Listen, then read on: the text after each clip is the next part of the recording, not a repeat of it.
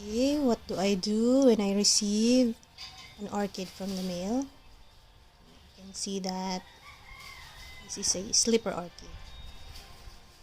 Galing pa ata to ng Laguna or something. Medyo malayo siya, no? From Shopee. Okay. First of all, we would clean the roots. Remove any soil or dirt. You can see the orchid is very dehydrated. I think 3 days siya sa mail. Naka-box lang siya, kaya ganyan. Medyo malungkot siya. But the roots are okay.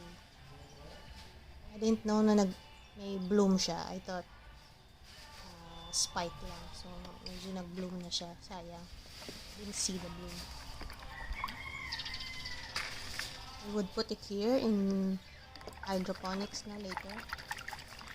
Make sure clean lahat. Okay.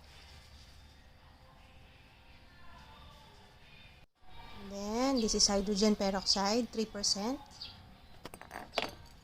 Huwag matakot sa hydrogen peroxide. It's very helpful sa plants because it can remove all the bacteria or pests na nandyan sa roots na galing pa sa travel. We didn't know kung may bacteria siyang dala or pest. Okay? You can see, medyo nagbabubble. I'm not sure if you can see it, pero may bubbling effect siya. Okay, then other side. Sorry, out of focus ang aking camera. Yan. Bubbles. Hirap kasi isa lang kamay ko. Hirap mag-video na isa lang ang kamay. Okay. Lalagay natin siya dito sa plastic pot. This is just temporary, no? For the meantime. Clear pot. Make sure it's a clear pot. Okay. 1/4 from the base. Lagay natin yung hydroponics. Yung hydroton. Yan. Sorry, hindi ko na na-videohan. But after that, nilagay na natin yung plant. And then the water level should be around 2 to 3 inches from the base. Ayan ang roots niya. Just water. You only need water. No? Walang fertilizer dapat. Yeah.